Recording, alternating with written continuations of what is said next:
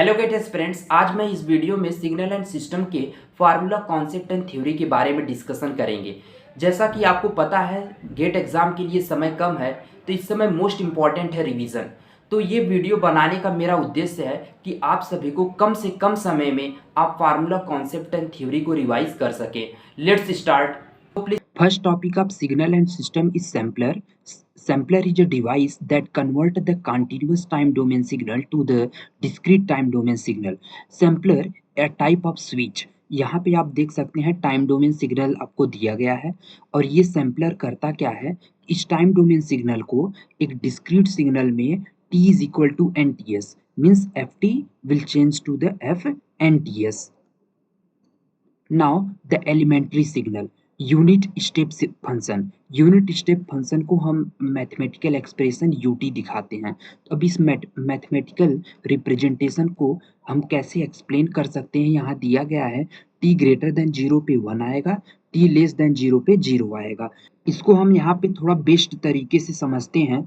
a u a t plus b को हम इसको ब्रेक कर सकते हैं। तो जैसा कि यहाँ पे t ग्रेटर देन 0 है, सेम इसी तरीके से t के प्लेस पे ये पूरा जो है कि एक्सप्रेशन लिखा है।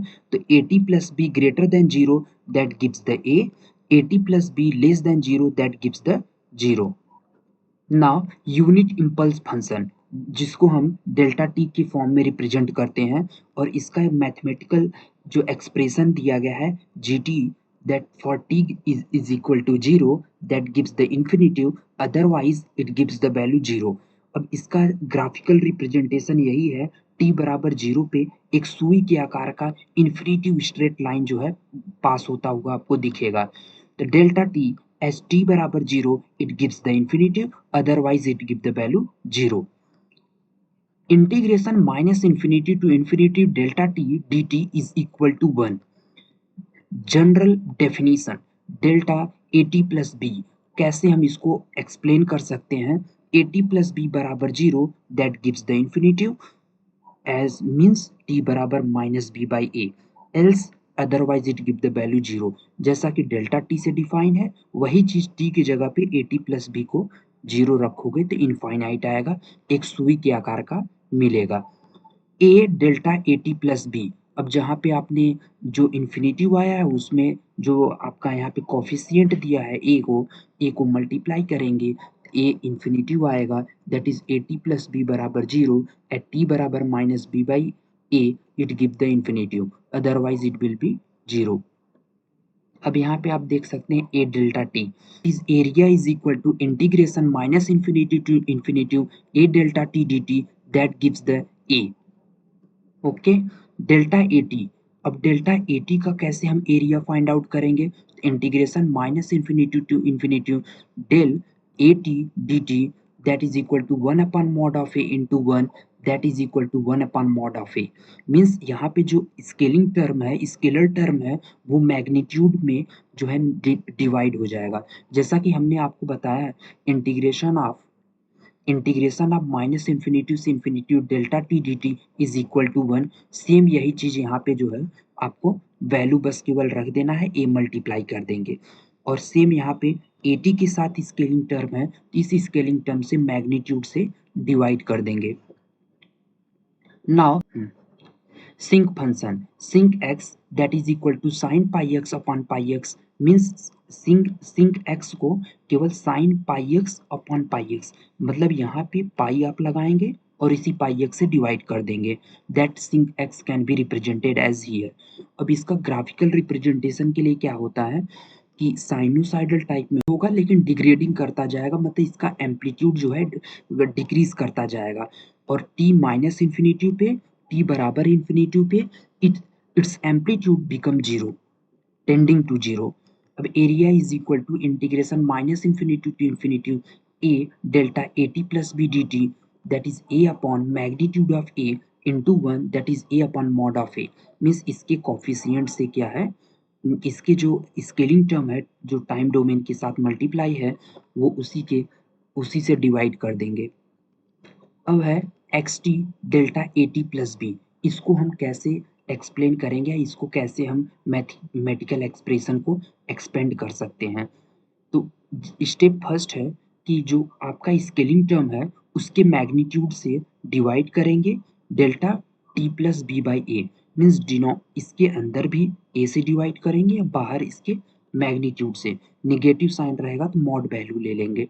लोकेशन टी बराबर माइनस बी बाई ए, इस वैल्यू को जीरो कर देंगे।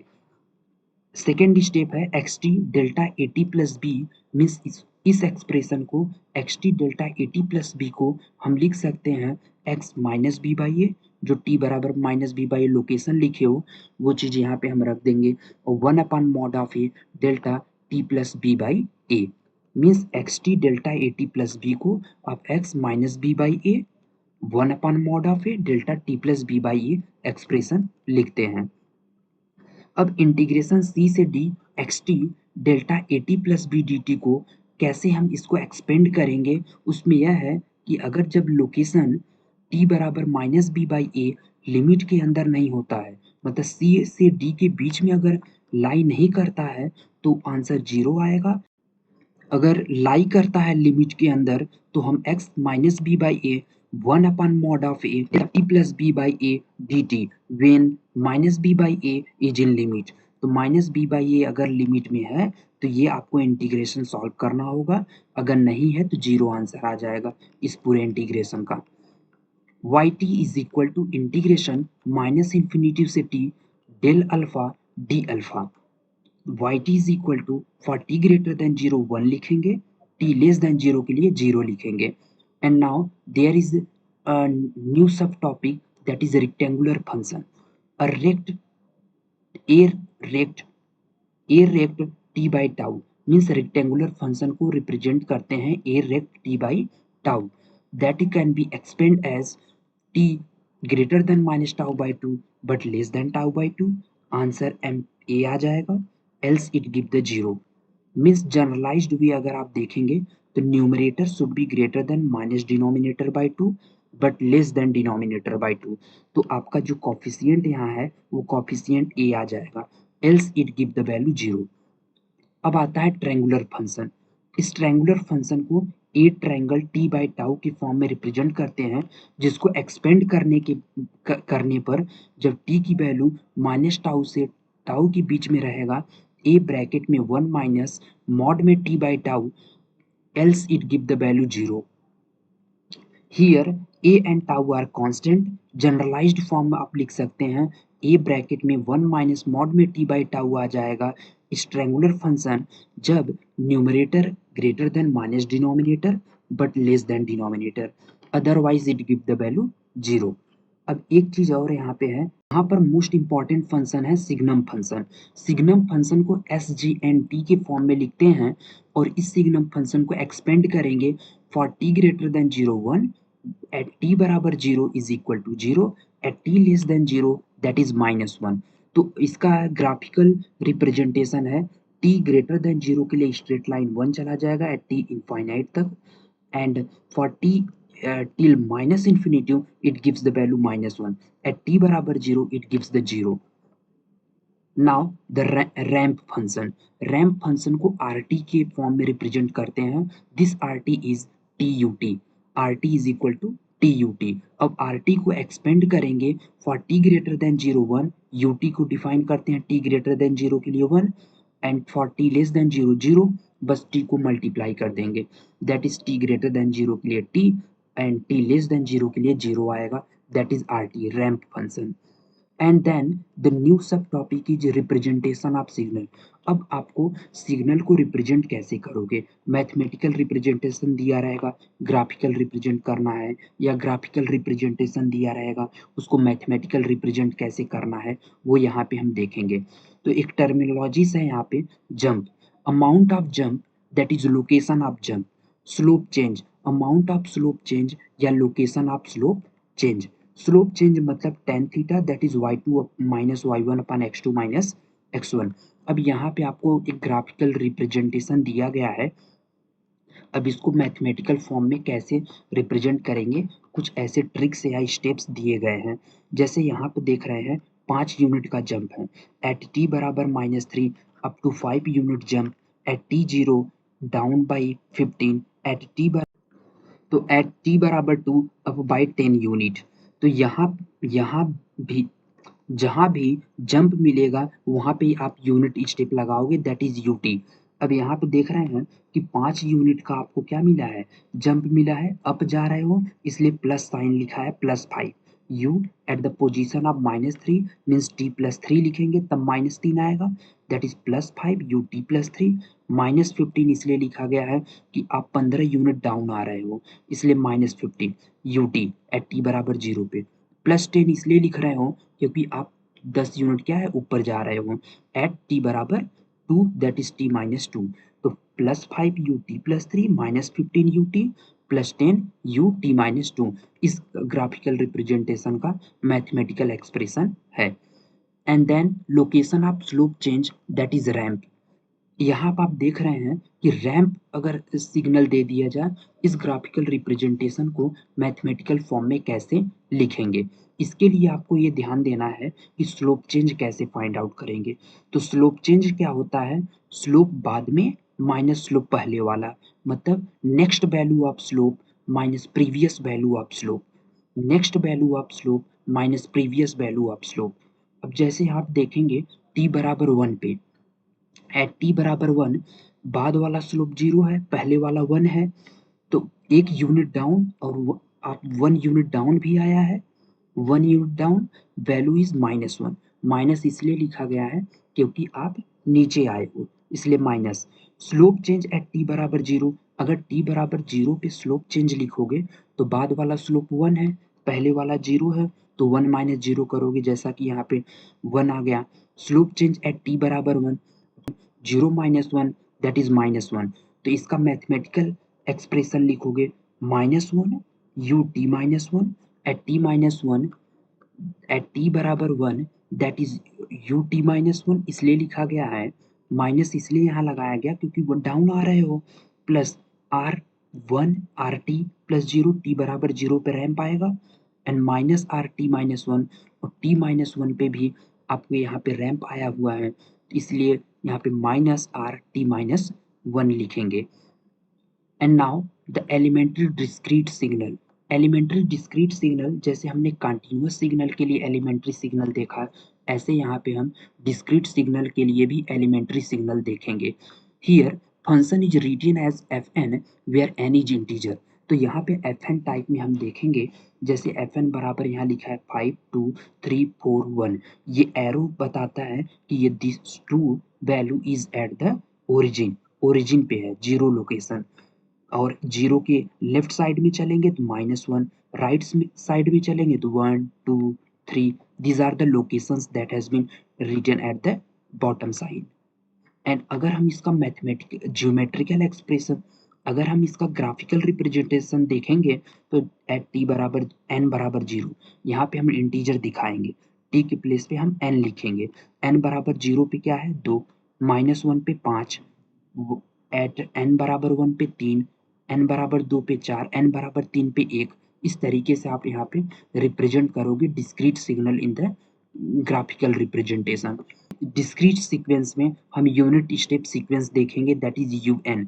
तो UN को हम रिप्रेजेंट करेंगे for n greater than or equal to 0 1, for n less than 0 that gives the answer 0।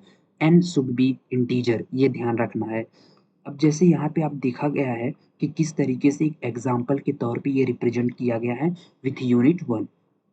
Okay, general definition you, जैसे जनरल डेफिनेशन में AUAN+B, जैसे हम कॉन्टिन्यूअस में पढ़े हो सेम यही डिस्क्रीट में पढ़ना है। AUAN+B for AN+B greater than or equal to 0 that gives the A, AN+B less than 0 that is 0, n must be integer. बस ये ध्यान रखना है कि कॉन्टिन्यूअस में t ग्रेटर देन 0 था, बट यहाँ पे AN+B greater than and equal to 0, equal sign का यहाँ लगा हुआ है। अब यूनिट इम्पल्स सीक्वेंस में डेल n से दिखाते हैं, तो डेल n फॉर n बराबर 0 1 आएगा and for not at n not equal to 0 it gives the answer 0। Okay, let's see here the example. n बराबर 0 पे आपको इम्पल्स एक 1, एक डंडे के आकार का आपको 1 दिखेगा, अदरवाइज और हर एक वैल्यू की इंटीजर वैल्यू के लिए in the left side in the right side it gives the value 0. General definition of that, a del an plus b, that is an plus b बराबर 0 रखोगे, that is n is equal to minus b by a पे आएगा answer a, otherwise it give the value 0. n should be integer. X n del a n plus b, a n plus b को जब आप 0 रखोगे n बराबर minus B by ए आएगा, अगर integer हुआ तो यहाँ पे हम n बराबर जो x की n एक्स एन है यहाँ पे माइनस बी बाई ए रखेंगे, that is x minus B by a del a n plus b हो जाएगा. अगर minus B by A integer नहीं हुआ तो आपका ये जो पूरा एक्सप्रेशन है इसकी वैल्यू 0 आएगा. Now summation n is equal to c to d x n del a n plus b को कैसे हम एक्सपेंड करते हैं. अगर n minus B by a is not an integer, अगर इंटीजर नहीं हुआ तो 0 हो जाएगा. अगर n बराबर minus B by A integer है लेकिन लिमिट में बिलोंग नहीं कर रहा है, मतलब सी टू डी के बीच में अगर बिलोंग नहीं कर रहा है माइनस बी बाई ए, फिर भी आंसर 0 हो जाएगा. तो इस समेशन का वैल्यू एक डेफिनिट आना चाहिए, नॉन जीरो आना चाहिए. इसके लिए हमें n minus B by A integer and in limit, मतलब minus B by A integer होना चाहिए और जो वैल्यू है minus B by A limit के अंदर अंदर लाई करना चाहिए, मतलब सी और डी के बीच में लाई करना चाहिए. तो इस समेशन को x minus B by a आप लिख दोगे. And now the new sub topic is basic operation on signal. अब सिग्नल पे कुछ ऑपरेशन करते हैं जैसे कि time shifting, time scaling, time reversal. अब टाइम शिफ्टिंग क्या है, x T is a signal, y t x t minus three. अब टी बराबर 0 रखोगे, एक्स माइनस तीन से आप 0 पे जा रहे हो, मतलब -3 था, अब आपने टी बराबर 0 पे मूव करेंगे, मतलब मूव करेगा मीन्स राइट शिफ्ट करोगे. -3 था, अब सिग्नल टी बराबर 0 पे मूव करेगा मीन्स राइट शिफ्ट. अब right shifting means y T is equal to x t minus three, मतलब सिग्नल को राइट शिफ्ट आप 3 यूनिट से ले सिग्नल को 3 यूनिट राइट शिफ्ट करोगे. Y T is equal to x t plus three, means T बराबर 0 रखोगे तो y zero is equal to x three. Previously at 3 moving to 0 move means shifting left, मतलब अब signal को आपको left side में shift करना पड़ेगा. कभी भी शिफ्टिंग का कंफ्यूजन हो तो टी बराबर 0 रख के देख लेना. -3 से 0 जा रहे हो इसका मतलब आपको मूव करना होगा इन द राइट शिफ्ट. -3 से आप 0 की तरफ जा रहे हो मतलब राइट शिफ्ट, और ऐसे ही यहाँ पे 0 रखोगे मतलब 3 से आपको 0 पे मूव करना है मतलब left shift. Here, the new operation on signal is time scaling. Yt is equal to x2t. Yt is equal to x2t. No shifting.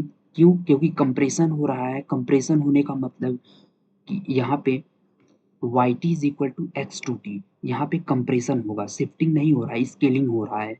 तो अब यहाँ पे t बराबर 1 रखोगे तो y1 is equal to x2.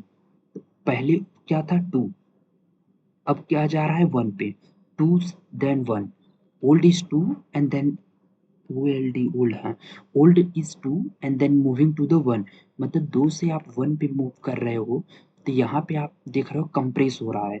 2 था 1 हो गया means there it is compressing.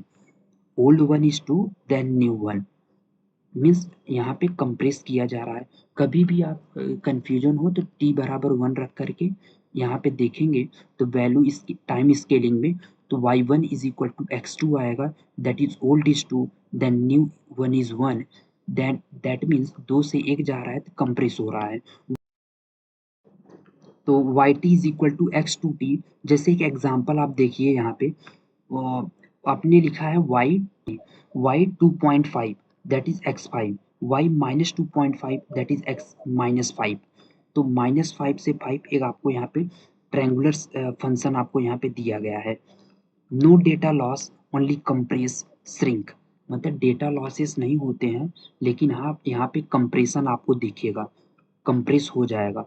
ठीक है, मतलब 5 से 2.5 हो जाएगा, -5 से -2.5 आपका जो है ये लेवल चेंज हो जाएगा. yt is equal to x t by two. At T बराबर 0 रखोगे x 0 हो जाएगा, no shifting is there. y1 रखोगे तो x 0.5 मीन्स 0.5 से 1 गया है, मतलब यहाँ पे आपको एक्सपेंड किया गया है, यहाँ पे एक्सपेंड हुआ है। Means y10 that is x5, y minus 10 x minus 5, मतलब -5 से 5 दैट एक्सपेंशन विल बी -10 से +10। तो यहाँ पे एक्सपेंशन हुआ है। मीन्स जब भी अगर डिवाइड करोगे एक्सपेंशन होगा, और अगर मल्टीप्लाई करते हो तो कंप्रेशन होगा। जैसे यहाँ पे देखा गया y t is equal to x two t, -5 से 5 था तो -2.5 से 2.5, और यहाँ t/2 है तो यहाँ पे -5 से 5 -10 से 10 हो गया। इन केस ऑफ डिस्क्रीट, अगर हम डिस्क्रीट के केस में देखें टाइम स्केलिंग, तो yn is equal to x two n compression that is data losses, yn is equal to x n by two expansion by two means put 1 0 in between two sample, दो sample के बीच में एक zero रखना पड़ेगा। अगर n/2 है मतलब एक्सपेंशन होगा बाई 2 यूनिट से, इसका मतलब है दो सैंपल के बीच में एक जीरो आपको इंट्रोड्यूस कराना पड़ेगा। yn is equal to x n by 3, इसका मतलब है 3 यूनिट से एक्सपेंशन हो रहा है, मतलब दो सैंपल के बीच में आप दो जीरो पुट करेंगे। अब हियर इन जनरल फॉर्म अगर आप देखेंगे तो yn is equal to x n by m लिखा है, means we put m-1 zeros between two sample of xn। xn का जो सैंपल आपको दिया गया होगा इसमें m-1 एक कम करके, जो डिनोमिनेटर में m है तो एक कम करके आपको यहाँ पे जो है नंबर ऑफ जीरोज दो सैंपल के बीच में इंट्रोड्यूस कराना पड़ेगा। सेम जैसे यहाँ पे 3 है तो दो जीरोज इंट्रोड्यूस कराओगे, दो डिनोमिनेटर में है तो एक कराओगे। यही चीज यहाँ पे एक्सप्लेन किया गया है। Now the next the now the next operation is time reversal. yt is equal to x minus t means simply rotate signal with respect to y axis। y axis के across आप y axis के accord y axis के y axis पे y axis से आपको rotate करा देना होगा। जैसे यहाँ पे आपको दिया गया है एक्स टी दैट इज -3 -2 -1 1 2 3, ये वाई टी है, that is y t, that is y t. आपको यहाँ पे ग्राफिकल रिप्रेजेंटेशन दिया गया है। अब इसी एक्सिस के अकॉर्डिंग आपको इसको क्या करना होगा, रोटेट करा देंगे, जो कि यहाँ पे आपको दिखाया गया है। That is the time reversal, that is y t. तो जैसे कंटिन्यूअस में आपने यहाँ पे देखा टाइम रिवर्सल में रोटेशन, सेम इसी तरीके से डिस्क्रीट में भी रोटेशन होगा। अब now see here right shifter that is x minus 4t plus 7 y T is equal to x t minus 3।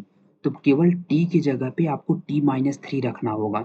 जहाँ पे t है वहाँ पे आपको t माइनस 3 रखोगे तो वाई टी फाइंड आउट हो जाएगा, जैसे यहाँ पे एक्सप्रेशन में दिया गया है cos 4t plus 7 y0 is equal to x minus 3, that is cos 4t minus 3 plus 7 cos 4t minus 5 means आपको t की जगह पे t minus 3 पुट करना है और फिर वैल्यू 0 रख दोगे तो एक्सप्रेशन आ जाएगा। System will replace t by t minus 3 in input, that is the right shifter. किसी भी सिग्नल में राइट शिफ्टिंग करनी है, केवल जो भी यहाँ दिया गया होगा वही चीज t के प्लेस में रख देंगे। And now compress by 2 unit that is yt is equal to x2t। किसी भी सिग्नल को कंप्रेस करना है तो इसके लिए क्या करना होगा, जहाँ पे t दिया गया है यहाँ पे आप 2t रख दोगे। जैसे x3t plus 9 that is x3 2t plus 9 that is x60 plus 9। ऐसे cos माइनस 2t प्लस 6 है, t के प्लेस पे 2t रखोगे तो cos माइनस 4t प्लस 6 हो जाएगा। Now see here x minus 3t plus 4 replace t by minus t। अब ये टाइम रिवर्सल का प्रॉपर्टी अप्लाई किया गया है किसी भी सिग्नल पे, केवल t को माइनस टी में चेंज कर देना, that x t 3t plus 4 cos 4t plus 9 that will change to cos minus 4t plus 9। तो अभी सीक्वेंस को बहुत इंपॉर्टेंट है, किसी भी सिग्नल में आप पहले क्या करोगे, कौन सा ऑपरेशन लगाओगे। तो किसी भी सिग्नल में अगर आप ऑपरेशन अप्लाई करना है तो पहले shifting, scaling and then last is reversal. Periodic and non periodic signals क्या होते हैं, let's see property of periodic signal. Signal repeat itself after fixed interval of time, that is the periodic signal. xt, that is xt plus t naught. t naught क्या है? Constant है, mean value for which signal repeat itself. एक कम value, मतलब कम से कम value होती है जिसपे signal हमारा वैल्यू रिपीट करता है। Similarly for discrete signal there is n naught. यहाँ पे टी नॉट है, अब यहाँ पे डिस्क्रीट में n naught is time period, that is x n plus n naught, that is xn. n naught should be integer, n naught integer होना चाहिए। periodic signal must exist from minus infinity to plus infinity on the time axis। तो जो periodic signal है minus infinity से infinity के बीच में जो है टाइम एक्सिस में लाई करता है। बेसिक पीरियोडिक सिग्नल यहाँ पे रिप्रेजेंट है, बेसिक पीरियोडिक सिग्नल यहाँ पे रिप्रेजेंट किया गया है E power J omega naught T, cos omega naught T, sine omega naught T, always periodic with the period 2 pi by omega naught, where we can represent T naught is equal to 2 pi by omega naught. Addition, multiplication, subtraction, division of DC with the periodic signal does not affect period of signal। Means multiplication, addition, subtraction, division किसी भी DC term का अगर आप करते हो तो periodic signal को affect नहीं करेगा। डिस्क्रीट सिग्नल में sine omega naught n, cos omega naught n, e power J omega naught n, when omega naught must have pi are periodic discrete signal. Omega naught के पास पाई होना, तो omega naught के पास पाई होना चाहिए जिस तभी जाके पीरियोडिक डिस्क्रीट सिग्नल फॉर्म होगा। N naught n both are integer, n naught by n is equal to 2 pi by omega naught. Here omega naught must have pi so that right half side get rid of irrational term. मतलब यही है कि ये इसको irrational term से हटाना है ना, क्योंकि इंटीजर आना चाहिए, तो इरेशनल टर्म से हटाने के लिए आपको omega naught must consist of the pi, तभी आपको यहाँ पे जो है एक्सप्रेशन ये वैलिड होगा, क्योंकि ये आपका फंक्शन टाइप में है, रेशनल टाइप में है, अब ये इरेशनल आ रहा है, तो इसीलिए omega naught must have the pi. Periodicity of combination of signals, अब large number of signals combined है, अब कैसे पता लगाओगे कि सिग्नल ये कंप्लीट जो सिग्नल है पीरियोडिसिटी को रिप्रेजेंट कर रहा है या नहीं कर रहा है। X T is equal to x one t plus x two t plus x three t plus dot dot x n. मान लीजिए x n t type number of the signals added हैं, एक्स एन डिस्क्रीट सिग्नल है, x one one n plus x two n plus x three n plus dot dot x m n number of signals added हैं। तो हम to show x T x n are periodic we follow steps. What are the steps that we follow to show the periodic signal? पहला step है find period of each signal. If any one is non-periodic then xt and xn is non-periodic। मतलब पहले हम हर एक signal means x1t, x2t, x3t and x1n, x2n, x3n dot dot xmn, हर एक signal का एक एक सिग्नल का आपको पीरियड फाइंड आउट करना होगा। अगर ये नॉन पीरियोडिक एक भी आ गया तो पूरा सिग्नल आपको जो है नॉन पीरियोडिक कर देगा। तो let period of signals t1, t2, t3 for continuous के लिए और डिस्क्रीट के लिए n1, n2, n3 होगा। स्टेप 3 है फाइंड आउट द रेशियो। अब यहाँ पे स्टेप तीसरा है रेशियो फाइंड आउट करोगे, t1 अपान t2, t1 अपान t3, t1 अपान t4, ये कॉन्टिन्यूअस टाइम सिग्नल के लिए है, और डिस्क्रीट के लिए n1 अपान n2, n1 अपान n3, n1 अपान n4, इस तरीके से रेशियो लाओगे। अब now if any ratio is not integer by integer, अगर कोई भी रेशियो इसमें से कोई रेशियो या इसमें से कोई रेशियो इंटीजर बाय इंटीजर का नहीं होता है तो xt is not periodic। If any ratio are integer by integer then find LCM of denominator of ratios। मतलब ये n2, n3, n4, t2, t3, t4 इन सभी का आपको जो है लेना पड़ेगा LCM। जब LCM लोगे तो LCM लेने मान लीजिए अल्फा LCM आ गया तो period of xt will be alpha t1। जो पहला आपका सिग्नल का होगा x1t का टाइम पीरियड वो t1 है, उसको t1 को अल्फा से मल्टीप्लाई कर देंगे, xn बराबर अल्फा n1 हो जाएगा। तो फंडामेंटल जो फ्रीक्वेंसी ऑफ सिग्नल है वो 2 पाई बाई टी नॉट और डिस्क्रीट के लिए 2 pi by n naught, that is the fundamental frequency. 2 pi by t naught for continuous signal, 2 pi by n naught for discrete. Now concept. Some of the concept has been given here. Period of signal does not change by shifting, reversal, DC, addition, subtraction, multiplication, division to signal. is very important कि signal का जो period होता है, time period होता है, वो change नहीं होता शिफ्टिंग से, रिवर्सल से, कोई डीसी एडिशन, मल्टीप्लिकेशन और डिवीजन करने से. yt is equal to x two t. अगर आप कंप्रेस करते हो तो time period t naught by two हो जाएगा. yt is equal to x t by two करोगे, एक्सपेंड होगा सिग्नल, तो टू टी नॉट आपका यहाँ पे टाइम पीरियड हो जाएगा. अब energy and power of signal कैसे फाइंड आउट करते हैं. Neither energy nor power term क्या है. Any signal touching infinitive value is always neither energy nor power. जो टचेस टू इन्फिनिटिव हो जाए उसको हम कहते हैं नाइदर एनर्जी नॉर पावर. जैसे example 1/t ut at t बराबर 0 गिव्स द इन्फिनिटिव. तो 1/t ut is the neither energy nor power. All periodic signal are power signal. Energy signal is for finite duration and energy signal is for finite duration, finite amplitude. ये very important point है. Energy signal is for finite duration and finite amplitude. If any signal has finite energy, then it is called the energy signal.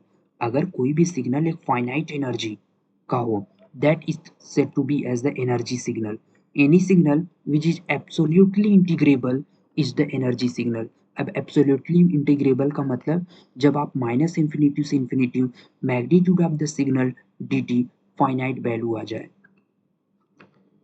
Formula of energy signal is the most important, most vital formula for finding the energy of signal, that is E is equal to integration minus infinity से infinity xt का mod में whole square dt. That is the expression to find the energy. For discrete के लिए summation use करेंगे minus infinity से infinity xn का mod का whole square. जब भी आप टाइम रिवर्सल करते हैं तो एनर्जी सिग्नल में बदलाव नहीं आएगा. A rect T by tau, A into rect T by tau. अब रेक्ट सिग्नल का एनर्जी कैसे फाइंड आउट कर सकते हैं, इसमें एक ट्रिक है. जैसे यहाँ पे आपको देखो लिखा गया है माइनस टाउ बाई टू से टाउ बाई टू तक इसका एम्पलीट्यूड ए रहेगा, अदरवाइज ये जीरो आएगा. हमने पहले बता दिया कैसे एक्सपेंड करते हैं. अब एनर्जी कैसे होगा, ए स्क्वायर विड्थ, मतलब इसके एम्पलीट्यूड का स्क्वायर करोगे और इसका विड्थ जो रहेगा वो यहाँ से माइनस टाउ बाई टू से tau by to, that is tau, A square tau. अब अब ट्रायंगुलर फंक्शन के लिए ए triangle t by tau, that is minus tau से टाउ तक एम्पलीट्यूड ए रहेगा, otherwise it give the value zero. तो इसका एनर्जी लाने के लिए इससे ए स्क्वायर करेंगे और विड्थ को 3 से डिवाइड कर देंगे. A square width divide by 3, that is width होगा 2 टाउ, तो 2 into a square tau by 3, that is the energy. Now xt is equal to x1t plus x2t. अब दो सिग्नल आपस में ऐड हैं, उनका एनर्जी कैसे फाइंड आउट करेंगे. This energy is equal to integration minus infinity से infinity x1t plus x2t whole square dt. तो इसको एक्सपेंड करेंगे, a प्लस b का होल स्क्वायर करेंगे तो ये एक्सप्रेशन आएगा.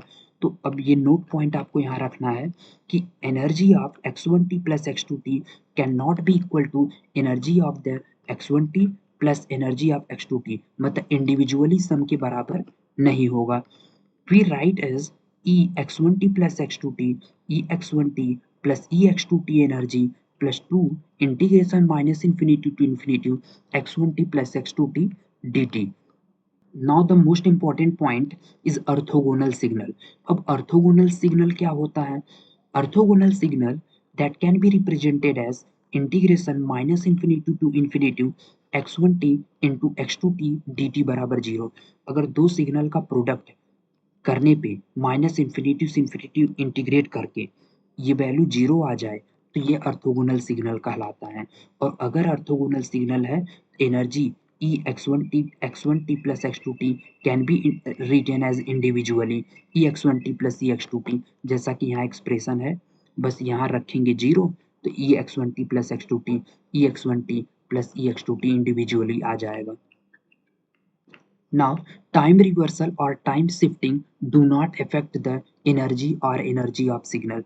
Means time reversal or time shifting ये energy of signal को affect नहीं करता है.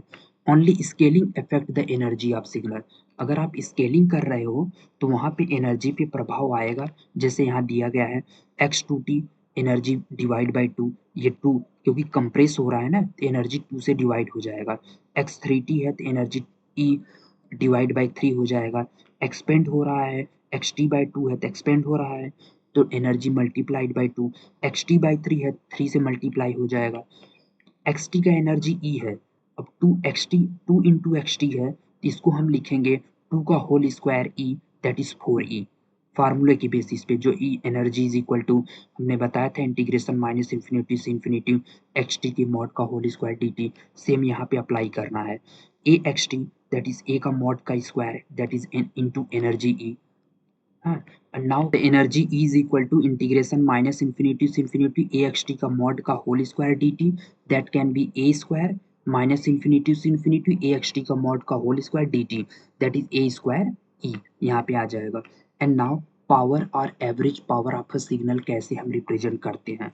power और average power of a signal for non-periodic that is p is equal to limit t tends to infinity 1 upon t time period integration minus T by 2 से T by 2 x t का mod में whole square D T that is the expression for non periodic signal to finding the power. For periodic signal के लिए power होता है 1 upon T not integration 0 से t naught x t का mod का whole square D t. For discrete signal के लिए अगर हम देखेंगे कि नॉन पीरियोडिक के लिए that is P is equal to limit n tends to infinity 1 upon 2n plus n that summation n बराबर minus n to n xn की मॉड का होल स्क्वायर।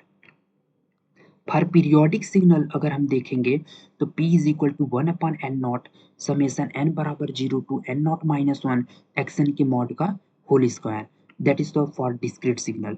एक पॉइंट यहाँ पे है जो कि क्वेश्चन में यूज होता है e पावर j थीटा का मॉड में इज इक्वल टू 1। अब e पावर j थीटा को जब यहाँ पे हम चेंज करेंगे cos theta plus i sine theta का मॉड लिखेंगे तो वो 1 आ जाएगा। Now power of standard signal, जैसे power of unit step signal का पावर अगर लाना होगा तो 1 upon T integration minus T by 2 से टी बाई 2 यू टी का होल स्क्वायर डी टी, तो जब सॉल्व करेंगे तो 1/2 आंसर आपको मिलेगा। तो मतलब power of unit step direct याद कर लो 1/2। Power of X T that is equal to A. अगर कांस्टेंट सिग्नल है तो कैसे हम यहाँ पे रिप्रेजेंट करेंगे that is power P is equal to limit T tends to infinity 1 upon 2 minus T by 2 से integration A square D T that will be A square. अब power of X T is equal to E power J omega naught T that is P is equal to 1 for E power J omega naught T का mod 1 जो कि पहले बताया। अब कुछ important points है जिसको एकदम माइंड में बैठा लेना है that is power of signal is not affected by time scaling shifting and reversal. Means scaling shifting reversal तीनों से हमारा जो पावर है वो अफेक्टेड नहीं होता है। Power only change by multiplying of DC value, किसी डीसी वैल्यू से मल्टीप्लाई करोगे तो पावर में चेंजेस आएगा, जैसे 5 into x t minus 10 is if x T have power 10 वाट। मान लीजिए आपके पास टाइम सिग्नल दिया है 5 इंटू एक्स टी माइनस 10, हाँ कोई सिग्नल है और एक्स टी यहाँ पे इसका पावर दिया है 10 वाट। तो अगर यहाँ पे स्केलिंग आपने किया है 5x t माइनस 10 आपको सिग्नल है, ठीक है। अब यहाँ 5x t minus 10 is the signal, यहाँ पे xt का जो पावर है वो 10 वाट है। अब हमें 5x t माइनस 10 का लाना है, जैसा कि हमने बताया कि शिफ्टिंग से पावर में इफेक्ट नहीं होगा, तो इफेक्ट केवल ये D5 वाले से होगा, जो 5 आपका यहाँ पे डीसी मल्टीप्लाई है इसी से। तो इतना कितना होगा, इसका मॉडुलस का स्क्वायर मीन्स 5 का mod square into 10 that is 250 वाट। अगर डीसी कोई टर्म मल्टीप्लाई है इसके मॉड का स्क्वायर इंटू 10 करेंगे दैट इज 250 वाट आ जाएगा। Now power of signal is also called mean square value. Root mean square value अगर लिखेंगे under root of P, P is the power, ये एक्सप्रेशन याद कर लो कि root mean square value is equal to the power का under root. और ये एक स्टेटमेंट ये याद कर लो, power of signal is also called the mean square value. अगर आप ये स्टेटमेंट याद करते हो तो ये याद हो जाएगा, जैसे p is equal to mean square value, अब अंडर रूट ऑफ p कर रहे हो तो यहाँ रूट मीन स्क्वायर वैल्यू लिख देंगे। Now even and odd signal, even and odd signal में कैसे आइडेंटिफाई करेंगे? अगर इवन सिग्नल है x T is equal to x minus t, ये थोड़ा सा ब्लर है, थोड़ा सा शब्दों पे ध्यान देंगे तो समझ में आएगा। Even signal that is x T is equal to x of minus t, x n is equal to x of minus n, अगर होता है तो इवन सिग्नल होगा। Odd signal, odd signal x minus t that is minus x of minus t, x of minus n that is minus x of minus n, तो इसको odd signal कहते हैं। Even signal symmetric about y axis, even signal जो होता है वो y axis के about symmetric होता है। Odd signal anti symmetric about the y axis. अब प्रोडक्ट ऑफ टू सिग्नल, दो सिग्नल का आपस में प्रोडक्ट, जैसे y is equal to x one t into x two t. अब इसमें मान लीजिए दोनों सिग्नल इवन है, अगर दो इवन सिग्नल का मल्टीप्लाई करते हो तो इवन सिग्नल बनेगा, अगर दो ऑड सिग्नल का मल्टीप्लाई करते हो तो इवन सिग्नल बनेगा, इवन ऑड सिग्नल का मल्टीप्लाई करते ऑड आएगा, ऑड इंटू इवन करते हो तो ऑड आएगा। ये स्टेटमेंट आप याद कर लो, डायरेक्ट 1 मार्क्स में पूछ देता है गेट एग्जाम में। Even into even that is even, odd into odd that is even signal into odd signal that is odd signal into even signal that is odd signal. अब now integration minus infinity to infinity odd signal dt that is 0 even signal, integration minus infinity to infinity even signal dt, अगर even signal दिया है xt dt तो 2 time of integration 0 से infinity xt dt आप लिख देंगे। Odd signal होगा तो 0 आ जाएगा, माइनस इन्फिनिटी टू इन्फिनिटी, लेकिन इवन सिग्नल होगा तो 2 टाइम ऑफ इंटीग्रेशन 0 से infinity xt dt। Even and odd part of signal, जैसे यहाँ पे even and odd part of signal अगर आप देखेंगे तो कोई भी सिग्नल xt है, इसको xt plus x of minus T plus xt minus x of minus T divide by 2, that is xt is equal to xt plus x of minus t divide by 2 plus xt minus x of minus t divide by 2, तो ये आपका even signal odd signal के form में represent किया जाएगा।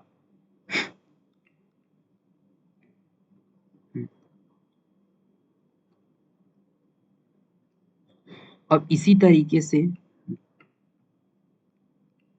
Now this means कोई भी आपका टाइम डोमेन सिग्नल है वो even signal plus odd signal के सम के बराबर यहाँ पे दिखाया गया है।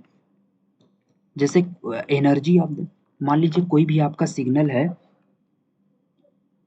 मान लीजिए आपके पास कोई टाइम डोमेन सिग्नल है जो कि इवन सिग्नल और ऑड सिग्नल के सम के बराबर है। अब एनर्जी ऑफ xt लाना है तो energy of the even signal plus energy of the odd signal plus 2 time of the integration minus infinity to infinity energy signal into odd signal dt। अभी मैंने आपको पहले बताया कि even signal into odd signal आता है, और ठीक है, तो हमने ये भी बताया कि integration minus infinity to infinity odd signal dt is equal to 0, तो ये पूरा आपका टर्म 0 हो जाएगा। तो जो सिग्नल xt का एनर्जी होगा वो इवन सिग्नल के एनर्जी प्लस ऑड सिग्नल के एनर्जी के बराबर होगा। Means sum of even and odd signal is orthogonal signal, sum of even and odd signal is orthogonal signal. Now the type of system will be seen in the next video. Thank you. Share your reflection through comments so that I can create new video on the remaining topics.